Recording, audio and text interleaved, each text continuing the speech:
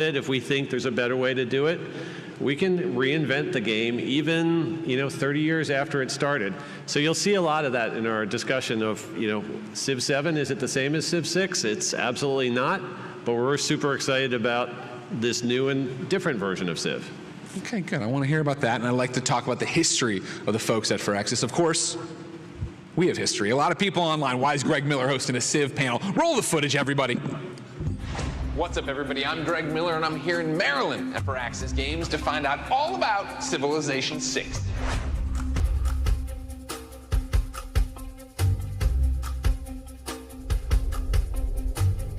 Is Civilization VI the best one yet? No pressure. Civilization VI builds on everything we've done before. Is it the best one yet? Yes or no? Yes. That's what I like to hear. Ed, is Civilization VII the best one yet? Yes. We looked so young. Who knew? Who knew time would get away from us like that? So Greg, I thought we were talking about our new feature, Ages. But I think you're talking about aging. I am talking about aging. Great job. He said he wasn't going to tell that joke. Yeah, wow. Yeah, I appreciate you workshopped it. That wasn't off the cuff. On the plane ride, you're like, what if I did this one? What if I did this one? I appreciate it. I like being kept on my toes. Like I said, a big opening night live, big Gamescom for Civ 7 and for the team. Of course, you dropped gameplay there. Let's watch that so we're all on the same page and then get into some discussions.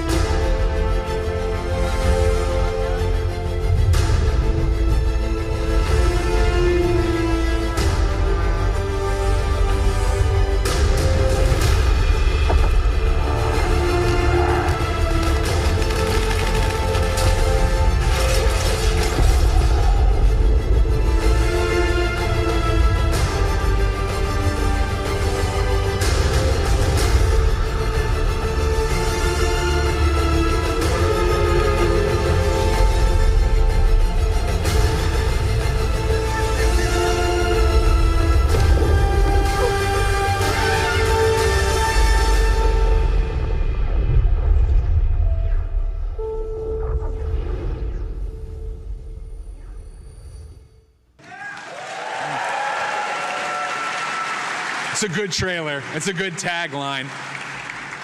JJ, I want to point the question at you. You've worked on a few of these Civ games before. Mm-hmm. What does that feel like? I mean, February 11th, PC and consoles, it's coming up real quick.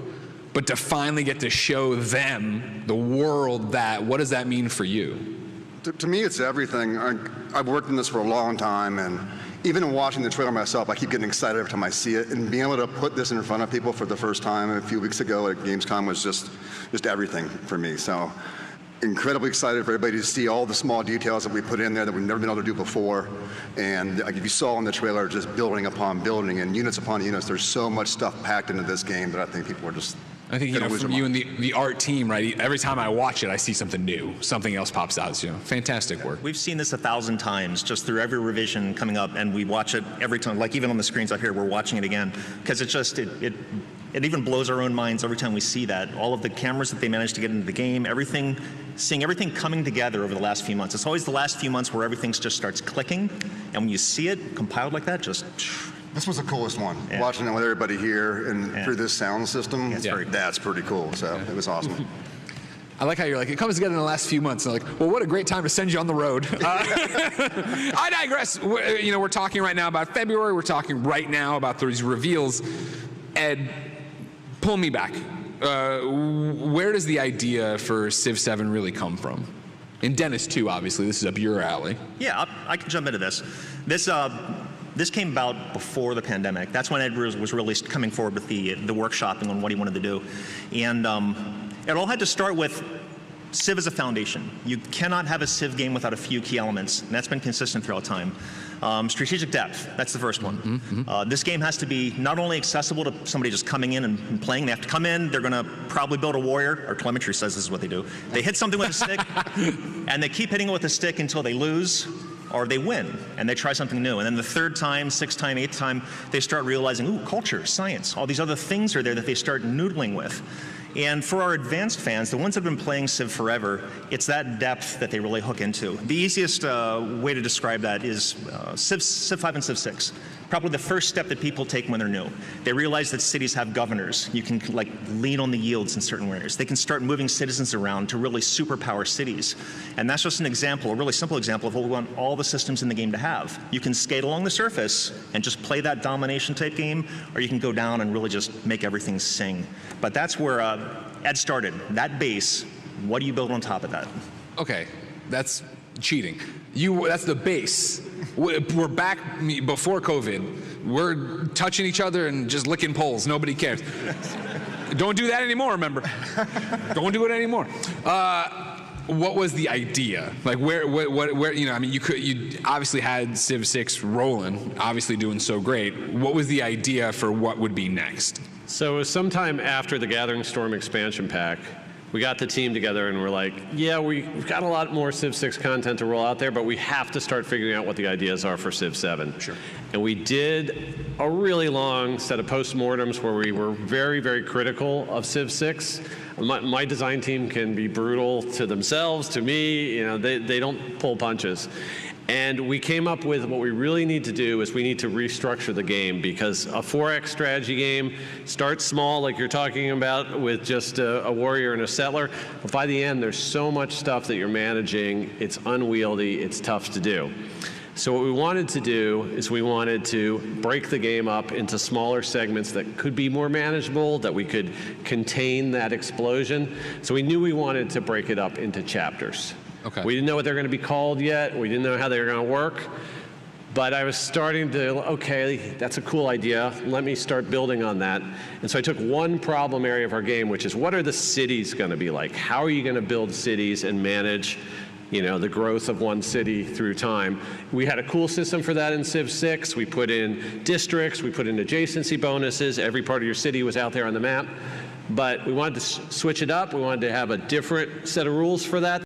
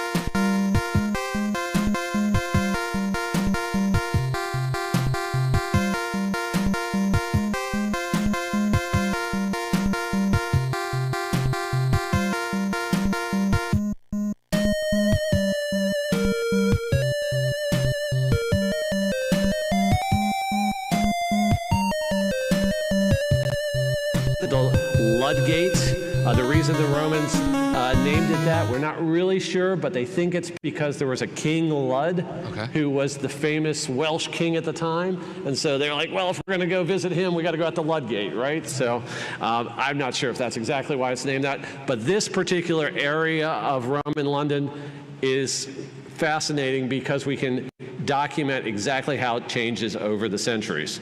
So next slide.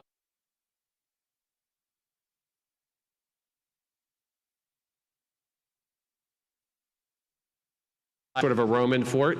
And as Rome expands, the Romans leave because their empire was too big. They got attacked by barbarians and it collapsed. And the people that came in and really established London after that were the Normans. So the Normans come, they build the Tower of London. William the Conqueror says, I've conquered, I'm here. And it's that same area in the orange here that's the Norman base. And so let's look at how in this medieval time, on the next slide, we get a new view of the Ludgate, but now it's the Ludgate sort of during the medieval Renaissance period, and we see what the Normans have done to the city. So there's still a wall at the edge of the city. The gate is still there. The Fleet River that flows around outside of it is still there. Now they've actually diverted the river because there's so many miscreants and troublemakers in the Middle Ages and Renaissance that they need a prison or dungeon to put them in. So that's got, the river's now forming a moat around that prison. But you can still recognize that this is the same part of London we're looking at. But the first thing I noticed is like, okay, where's all my Roman stuff? I wanted to figure out, like, where did my Roman forum and amphitheater, they're all gone. And now this new version of the city has been entirely rebuilt with stuff you'd think about with the Middle Ages or the Normans. And you see things like inns and taverns and religious buildings like priories, and then the prison as well. So we notice that everything's been sort of reformed and rebuilt in a whole new way. And I'm like, well, that'd be fun to, actually get to rebuild my city a second time and have a whole new set of buildings and tools to do it with. You were born for this job. So, you know what I mean? Who looks at maps like, oh, it's gonna be a badass video I love game. this map. This is like the best map. So I'm like, I need to find one more map. Maybe there's another one. What happens to this part? And if I can find a map just of the Ludgate, it's gonna make me even happier. So lo and behold, I went to the sources, and here it is. It looks a little different, not as colorful, but this is the exact same place. The roads are in the same place. Although the first thing I look at, like, where did the river go? Yeah. It's gone. Well, they channeled it underneath the ground. It's basically underneath where all those train tracks you see are on the left-hand side, because this is the Industrial Revolution. Of course. And you need factories. Nature, get out of the way. And so it's hard to read on this map, but you can see there's printing works, there's tobacco manufacturing. Everything is about the Industrial Revolution. And the river's buried underneath. And instead of that prison, they've totally ripped the prison out because they need a new railroad station. Of course. So the railroad station is right on top of where the prison was. And so again, I'm like, wow, this is the modern times. And they rebuilt this whole city one more time. And it's this ability for players to think about, okay, I'm going to create my empire first as the Romans. And then another really cool empire is going to come along, like the Normans were, and I'm going to get to play with all the tools and fun things that they have. And then Britain's going to come along, and the Industrial Revolution's going to come there, and Britain did pretty well in the Industrial Revolution. And so that's the big idea for Civ VII, is history comes in layers, and you can build your civilization in these layers. Every part of the game, you are very, very powerful. You're an empire at the height of their glory, and you get to build that part of your empire the way that's appropriate for that time period. The Tower of London is such a cool example of that. If you've ever had a chance to visit, where you're walking through the outer walls built by the Britons to see the tower built by the Normans, and there's still a piece of the original Roman wall inside, it's just a microcosm of what Ed's talking about. Andrew, I look to you, all right? These people are clearly obsessed with London. This is something that I've never thought about. This happens in lots of cities all the time? Yeah, I think some of the famous examples of this layering of history would be, if you look at the avenues of Paris, these are things that were built down with a certain ideology in mind, with modernism, with militarism, and these kinds of things. So with every layer, this is not just infrastructure, this is not just technology, this is also an ideology. There's also a culture that underlies each one of these strata. So cities that I know much better are in Southeast Asia, and you may have an area that has a wall around it that has a certain kind of religious function. or at least did at one point in time. You may have canals that stretch out that were the technology of how you transport heavy things at that time. Those get paved over, railroads come in, new forms of city planning come out. But the infrastructure is there, just changed and repurposed.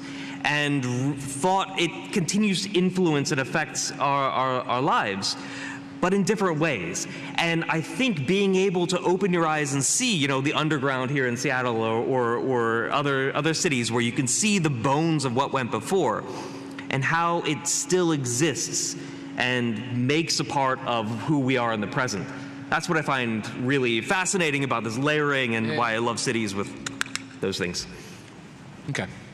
So you're sitting here, staring at all these maps, getting all excited. History comes in layers, I get it. What does it mean for the gameplay of Civ VII? So we had to move from that meeting and go forward and like, how are we going to actually... Everyone's just blankly staring at you like, yeah, okay, history later. We had to figure out what is this, how do we put this into the game? So that's sort of how the city layout system is going to be set up, where you have the different sets of buildings. But we have to think about what does that do in terms of who you're playing as. Sure. And we'll have some examples coming up where we'll talk about different ways you can go through the game. You can have this type of sort of European approach to it, where it starts with Rome, but then goes out in a whole bunch of different directions. Or we're going to show some examples from Asia that look a little bit differently. But basically, the setup is going to be you play as a different empire, and there's going to have to be a moment where that age of history starts to wind down. Okay. Andrew and I spent a lot of time talking about where are the right places for history to break. And the first one was somewhat obvious. You sort of have the Dark Ages. They actually call them that after the Roman Empire fell. So we sort of knew that was going to be one of our natural breaking points. But we debated the second one a little bit longer. And Andrew can maybe talk about that if we want to get into that. But we basically decided we're going to end a chapter of history. We're going to think about why the empires are struggling during those periods, and we're going to have new game systems called crises that players are going to have to sort of power through to get their empire to the end.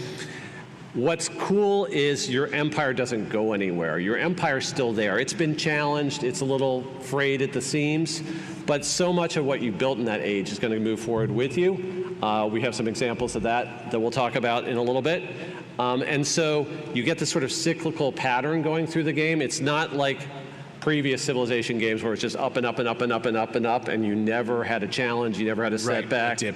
Now I feel like it's more like a long book series you read, where it's like an epic fantasy novel or something like that. And there's a climactic battle, and then you have a little bit of a pause and a reset when you start the next book.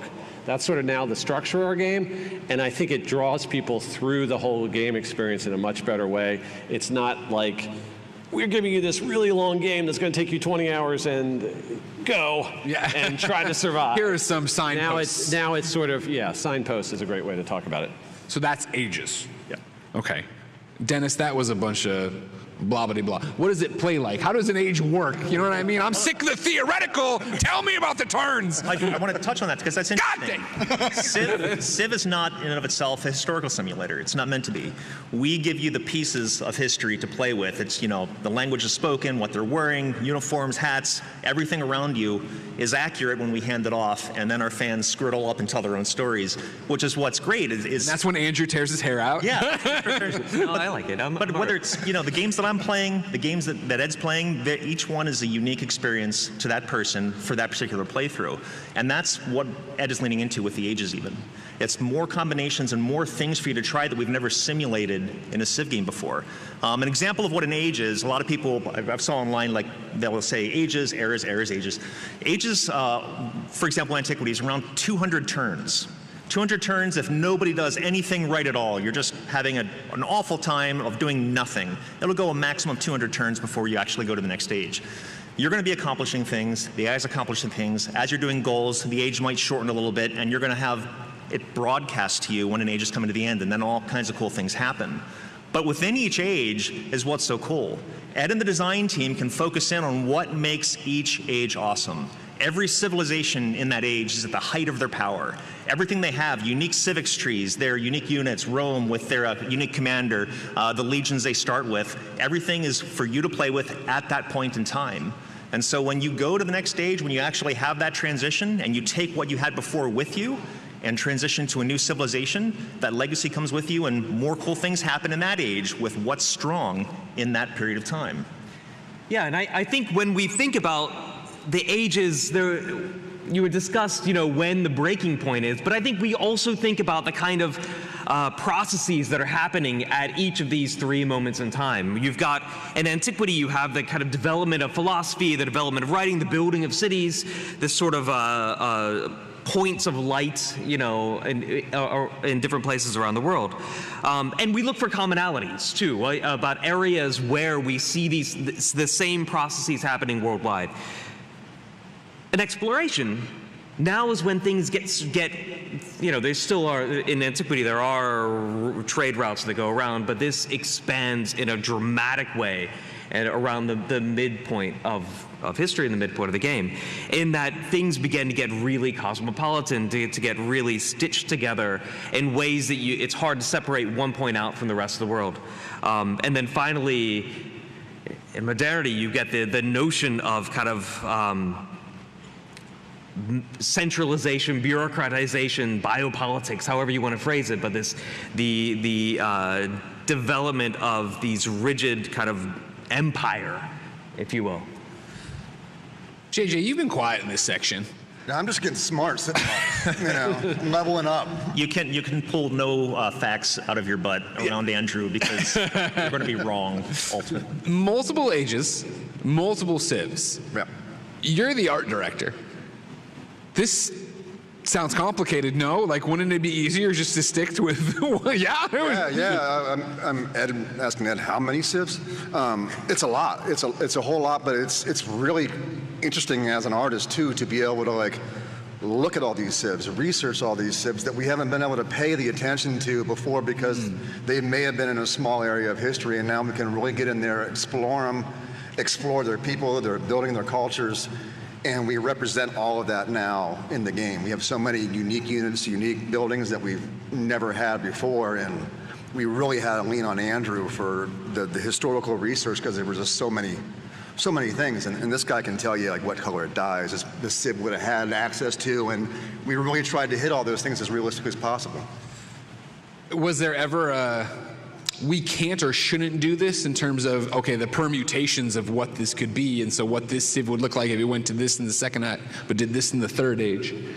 We, as an art team, we wanted to do everything. Yeah. We really did, and we did a lot in Civ 6, but we never really got to represent everything, and now we truly can. So looking into that stuff was just so much fun for us to really get it all out there for the first time. But yeah, it was something to do. So.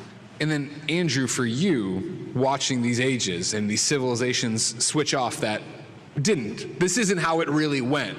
What is that like? Is that nails on a chalkboard, or is it really cool to lean into and then see how that might go? And then, of course, once it gets out into everybody's hands, see what they do with it? No, I mean, what a civilization is a conglomeration of different kinds of ideas that came from the past, but also material conditions that shape how we realize those things or may reshape our own ideas. And I think for me, the changing civilization speaks towards nothing's inevitable, right? There's no destiny that we all have. The times and places that we exist now are the development of different these different configurations through time. And so for me, the notion of changing a Civ to something else is a realization of this or that possibility. So even though that possibility didn't actually happen in the past, maybe we could explore it like this. Even if this is the one that did happen, well, then you might want to just try something else. What if? And I think what makes many historical games and Civ fun is that what if. I love doing that.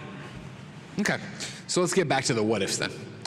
I'm playing as this civilization, the age ends, I switch to a different civilization, or stick with it. So I think we have a graphic to show here that answers your question very, very well.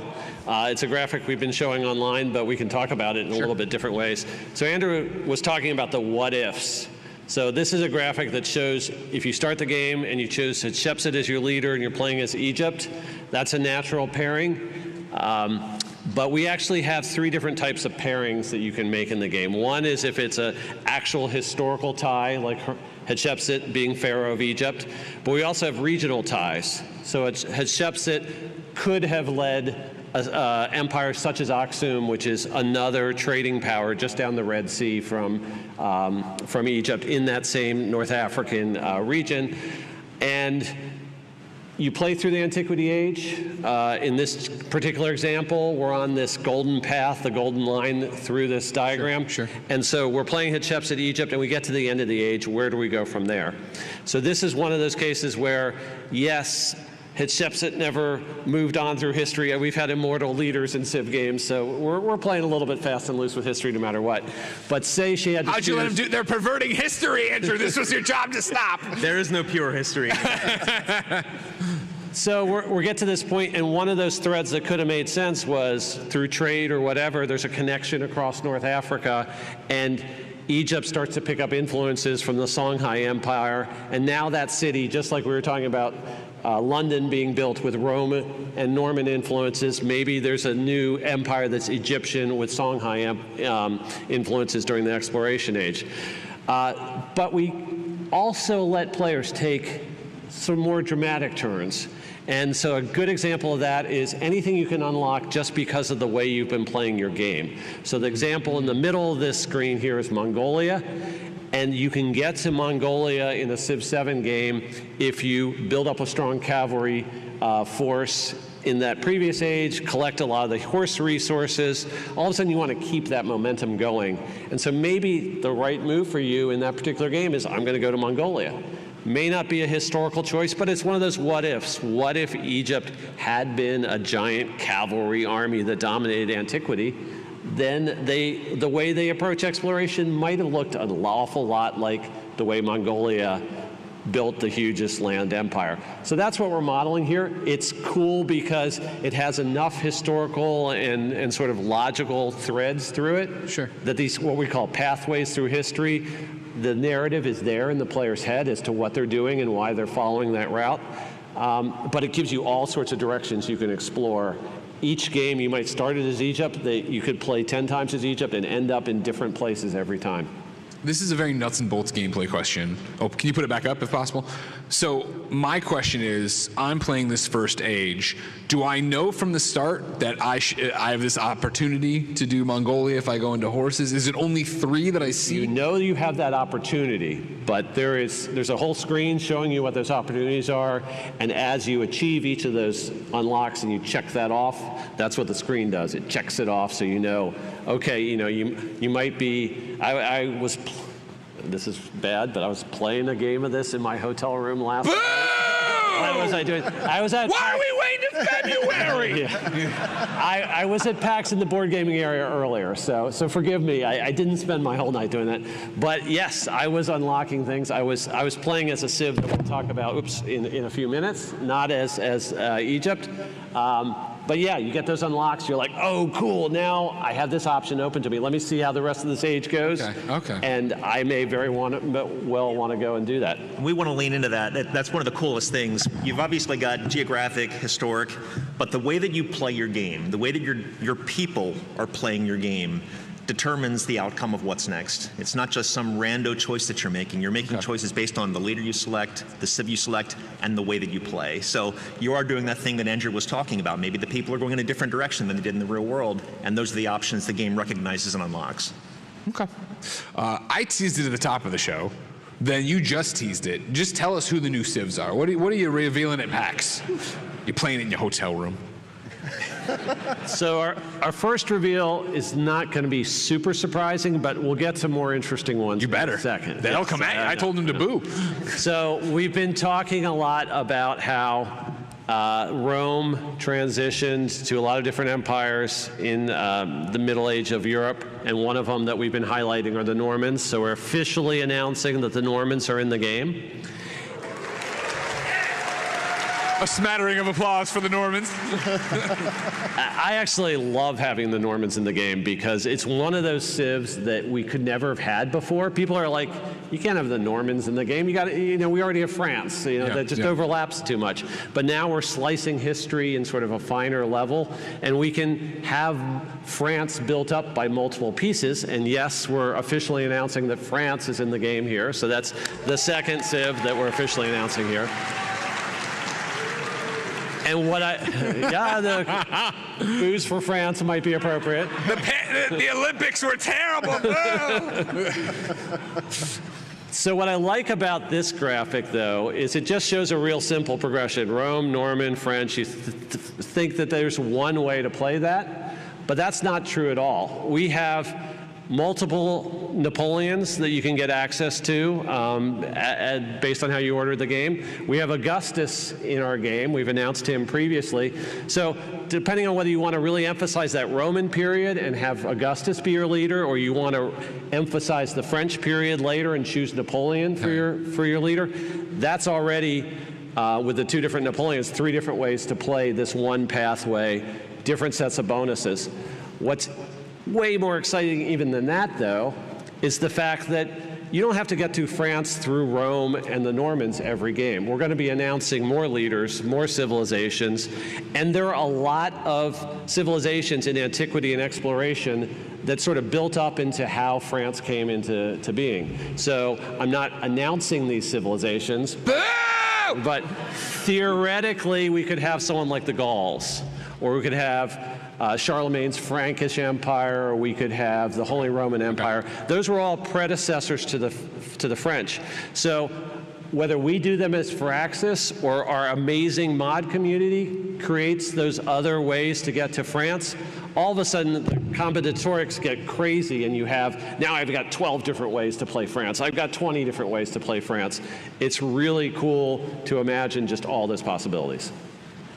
Dennis, for you designing gameplay, does it ever get, though, daunting that there's all these possibilities as you try to figure out how this game's going to play for everyone? There's a reason that it's taken as long as it has. We've been watching every day as that poor individual on Reddit's been posting a new drawing every day until the game starts. So thankfully, there's an end in sight for him. But yeah, this is a lot of work to make sure that everything feels good, looks great, and just that all the paths that we have pathways through the game for everybody, and just the amount of options that players have now to play with, the amount of role-playing that's possible now to get through a game, it's a whole new thing. And it's scary at the same time as that it's exciting to do this, because it's a whole new way to play Civ. I think the biggest thing that we wanted to do when we came into this is our fans, up until now, knew exactly what we're doing, in what order, in what expansion, the whole way through it. Yeah. And it was time to change that up. We're going to have fans coming in and need to play with a new strategy, need to come in with fresh eyes and try something brand new. We've still got 4,000 people on the Steam charts the other day. They pointed out, hey, Civ 3, 4,000 active players, which blows our minds. So we've got flavors of every kind of gameplay in all those versions of Civs. So we're excited for people to really try out this big thing. You got another new Civ? So I do have another slide. This one I'm going to let Andrew. So we have talked about India being led by Ashoka and his Mauryan Empire. We've shown that in some of our demos and at Gamescom. But Andrew has a little bit more to talk about how we're going to represent India this time. Okay, so India in the past has been, in Civ 6 has been India. But India has incredible historical diversity and linguistic diversity and religious diversity. There's a lot of things going on in India. And as a way to kind of highlight some of those points, this is one path that one could take and with Ashoka, and a path that leads through I think what the fans call a de-blobbing of that India category. Maurya, of course, is the antiquity era where you're building infrastructure, you're building cities. Chola is really exciting to me because this is a dynasty based not in northern India, but all the way in southern India. and you have incredible networks of influence, of poetry, of literature, of script, of religion that extend across into Southeast Asia and beyond. You have merchant trading houses that are staffed by Christian, Jewish, and Muslim merchants. There's just a global interconnection happening in Chola. And then the Mughals, of course, too, which you have again, a centralized bureaucratic state, one of the wealthiest points on the globe at one particular point in time. But again, with a history of expansion and conquest and things like that. So you have 3 really different feels, all of which are India in different points in time, in different areas of the country, in different languages. And it allows you to see 3 very different aspects of what in previous titles had been India. Very cool. I like that quite a bit.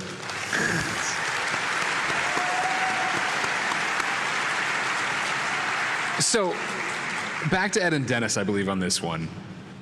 This sounds great. I love the idea of the layers of history like you're talking about. But how do you make it feel like it's one empire and I'm not doing 3 different things that are just using the same map? That's where I'm a little bit confused. And that's fair. That's something we wanted to, make sure it's shown through. And we played around with this a lot about what do you retain from your previous empire as you go to the next stage. You're building a continuous. We looked at it first of all as you're building an empire to stand the test of time still. Mm-hmm. And your empire is made up of these component parts from the different civilizations that you're proceeding through. So we have a good example of this. We're going to start by looking at what a Roman city looks like in our game. And Rome has got to build the Colosseum wonder, just, kind of for style points if you're playing Rome and you miss out on the Colosseum. What are you doing? But you can see some really cool things here. We now have, for our civilizations in the game, most of them have 2 buildings. If you put the 2 unique buildings in the same tile, it's called creating a unique quarter. So for Rome, it's the Temple of Jupiter, and when you put that in with the other unique building, you get the Roman Forum. And so we can see the Roman Forum here near the Colosseum. And so that type of combining and putting your unique stamp on your cities as you're playing as Rome, those unique buildings unique quarters do not get touched as you go through to later ages.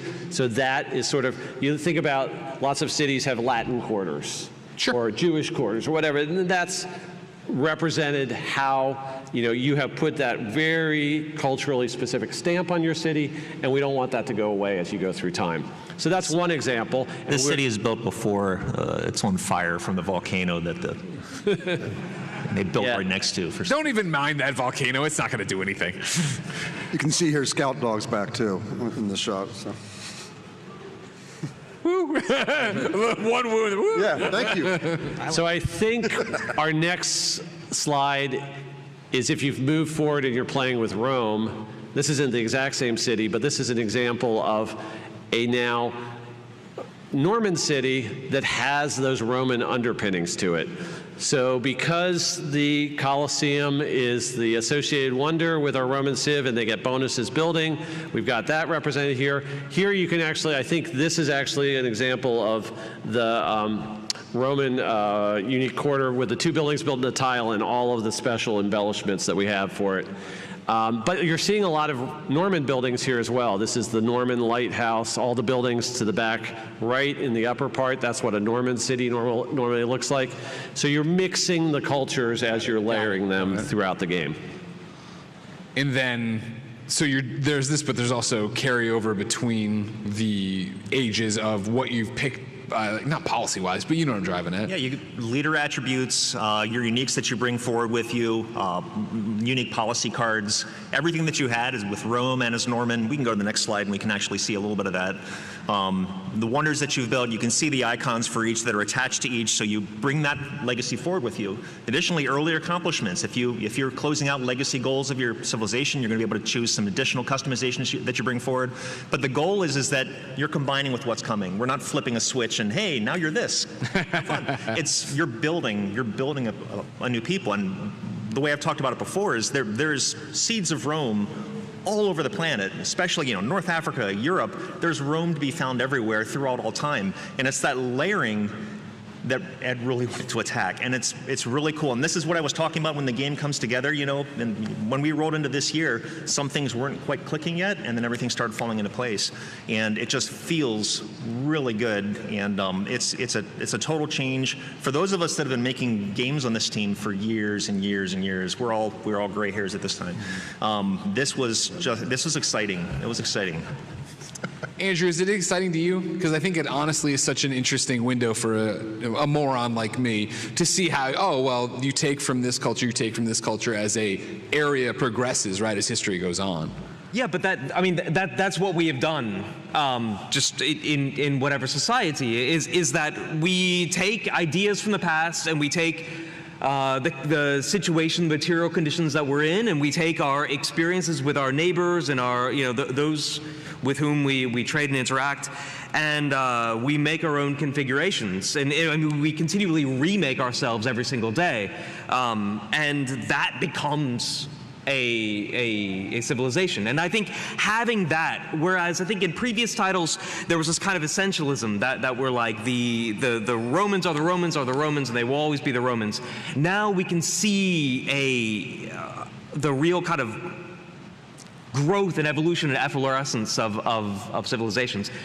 And yeah, there's seeds of Rome a lot of places, but there's also seeds of Moria many places, and there's seeds of China many places, but of course, within the game too, we can see that progression, that development as well. That's my son. Ben, I'll see you after your nap. It's late. You gotta lay down, buddy. We love you. Round of applause for my son, Ben. Thank you. Andrew, you just talked about previous. He's still crying. Previous games. For you, JJ, the art style of Civ VII seems more realistic. What was it like tackling that, and why do that? I kind of wanted to change the tone a little bit, or we all did actually. I took some of the things we brought forward with Civ VI and the lessons learned, but I really wanted to kind of go back to that Civ V, some of the tone there. I think there's some slides on the style. Oh, here we go. Yeah, so you can see the readable realism art style we kind of came up with is, to me, something that you kind of see in miniatures and dioramas and those things. And you take some of the smaller details, you kind of exaggerate them a bit so they'll read from that kind of game map perspective. Let me see what the next slide is. Yeah, so when we first started out, these were some of the inspirations, like I called them my inspiration soup, that I kind of sat with all the other art leads to kind of eke out the style we were going from.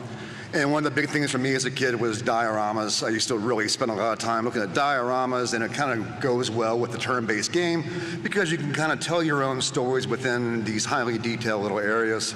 And also, Albert Bierstadt and the painters from the Hudson River Valley School were like a really big inspiration. We liked the sense of hope where in the middle and then maybe let's around the corner. We want to explore and find out, and it could be dangerous, and it may be awesome. And the last one is all the rest. One of the things we used for early on palette discussions was the guy in the middle there. It's from a movie called Barry Lyndon.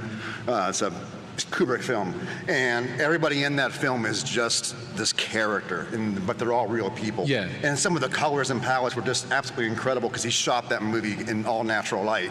So we all kind of got on that movie and looked at that a lot, and to where we got to now with Readable realism. It looks awesome. Thanks. Like, I can't wait to see it in action. You can clap. So one slow clap from the front. Thanks. Like, yeah, it's really impressive, man. You and the team should be very, very proud of yourselves. It's been a lot of fun making this game. Of course, as they've said throughout this panel, Civ VII wouldn't be anything without you. It wouldn't be anything without the future modders. It wouldn't be anything without the Reddit commenters. There are many, many community questions we wanted to field on this panel, so please welcome to the stage Firaxis Community Manager, Sarah Engel. Sarah? Oh, there she is. Thank you. Oh my gosh, I got my own stool. Thank you, Greg. I do have a couple community questions here. and I'll start with Civ player NUFC9RW. They ask, I'd love to hear about the aims in terms of the balance between tall and wide. So I'll take that one. And tall and wide play means whether you're going to spread across the whole map wide or whether or not you're going to just focus on a small empire that has like really impressive cities. Now we have players on our dev team that like to play both ways, but Dennis only likes about a 4 or 5 city empire, so he's a tall player. So I'm just going to really quickly point people at a couple things they should look for where we're going to be providing more information about how tall and wide sort of tension is in our game, and players can explore both. So the first thing is we are bringing back specialists, and specialists are when you allocate some of your population not to go find another tile to work, but to go and sort of dig deeper in your cities and like occupy your libraries and universities and do bonus research there. Specialists are going to play a really, really important role in Civ VII. It's much more enhanced compared to Civ VI. That's how you power your tall empire. The other thing you'll hear more about is our settlement cap. Settlement cap is sort of a total limit on how many cities you can have. You can unlock more settlement cap through our culture tree. That's really what culture is good for, is both advancing in the civics tree and increasing your settlement cap. What I really like about the settlement cap system is it's unique for each empire. So for instance, if you're playing as Rome or you're playing as the Mongols, you get extra settlement cap that other players don't have just because of the nature of how your empire was set up historically. I think that's a new tidbit we haven't revealed yet until today. That's awesome. I like how we set this up when we were planning, like, oh, we'll have quick-fire questions. It is impossible to have a quick-fire answer about Civ VII. It is impossible. We will do our best, but this is from Civ player OK Refrigerator 5224. Is there anything about multiplayer that you can tell us right now? Okay, and I'm going to take this one too. So multiplayer is fantastic in Civ VII, and it's something that we've been doing in our studio with our design team as often as we possibly can, but we have them scheduled, like we try to get a session in every week. And what's great about multiplayer here is the game is broken up into smaller chunks, and it's much more manageable. It's not that 6 or 8 hour time commitment it used to be. We haven't shown how this works, but we have great new system for starting up halfway through history. And so if you start an exploration age multiplayer game, there are cool new mechanics we have in terms of how all the players set themselves up for that. There is a little bit of concern online right now about our multiplayer player count. And the reason we've been really cautious about what our multiplayer player count is because we know that some groups, like Friends, they'll want to set their multiplayer sessions up. So maybe 3 weekends in a row they'll play, and they'll play one age each weekend. And if you do that, we have this whole system where the map expands as you go to the exploration age, so there's another half of the world to find. Sure. And in that particular situation, we have to make sure we leave room for that to happen. And so you have to start with a smaller core of multiplayer in that particular instance. But people still want to have big multiplayer free-for-alls on maps. And so that's not included in the player count, but we know about that. We're definitely going to be working real hard to get that out to people as soon as we can. That's awesome. I, for one, am very excited to see our multiplayer players try out some of these new mechanics. This is a question from Civ player Malkmis. How much has the AI improved, and in which areas specifically? The AI is a sensitive spot for us. We've done a tremendous amount of work, not only just on raw AI, we've doubled our team size there, but on the design side. If any of you have been watching over the last couple of weeks, you can even see some of the things that Ed has been doing to rein in a lot of uninteresting, unnecessary decision making. You know about the V in Civilization VI. The further you get in the game, the more random clicking you're doing, the more uninteresting decisions you have. That last few hours can be a bit of a slog. And his whole goal of his design team was to make sure that each age is specific and interesting and fresh and new but only with the stuff that really matters. We don't want to just be creating more busy work to increase complexity instead of focusing on depth. But the easiest example I can give you, for example, is commanders and armies. The ability for you to just take your carpet, consolidate it, and have it under a commander, move it across the map and deploy it. Things like that is an example of what the AI can now do really well. They don't have to manage 50 units trying to do an attack and a positioning game and the whole 9 yards. Making sure that we're only doing interesting decisions and important decisions as we get later in the game means that the AI has specific things they can focus on, not trying to manage all the noise that's going on in the background. So we've already gotten feedback from our press events that we've had, Gamescom, the whole 9 yards, that it's feeling really good and it's feeling particularly impressive in terms of being competitive. We already challenged some of the press. If they wanted to play on deity, they could, but they'd be restarting frequently because it's already a challenge. Even this, I don't want to say this far away from street because it's not that far, but it feels really good with where we're at. Awesome, thank you. This is from Civ player IS612. How deterministic are the Civ to Civ transitions when a new age starts? Can you plan around certain choices being available, or will it be too random? Okay, and I think this is one I can answer pretty quickly. We showed those pathways and how you unlock things and talked about that earlier, so I won't go deeply into that. But people are all concerned, like, I unlock something. What if I can't actually choose it because another player gets to it first? So in single player, you're in charge. You are the player. You get to make the first choice. So you look at all the things you've unlocked, you choose it, the AI is going to work around that. So yes, you've got the choice you want. I will say, though, that another thing that I saw is we did realize that role-playing is important to everybody. So the AI generally, if the option's available, they will always play the historic route because we want that to be still the storytelling in your head we want to be strong. From Civ player Dopamine Deficiencies. Gotta love these names. They here? With the shift in how ages function, Civs being specific and unique to the age they're in and moving away from only having political leaders, does this mean there will be more indigenous Civs of various countries in the future? So we have one indigenous Civ, the Shawnee, who is part of our pre-order incentive, and we're going to be talking a lot about that. We have a specific, they've been really, really good partners for us, and so we have some campaign beats coming up where we're talking about that relationship. So indigenous representation is very, very important to us. But besides being able to represent indigenous civilizations, I think Andrew showed the example with India about how much greater depth we can take in representing a culture like that. So I think that's a fantastic new thing that we're also able to do with this system. You got 4 minutes left. Oh man, okay, Get 'em going. Here we go.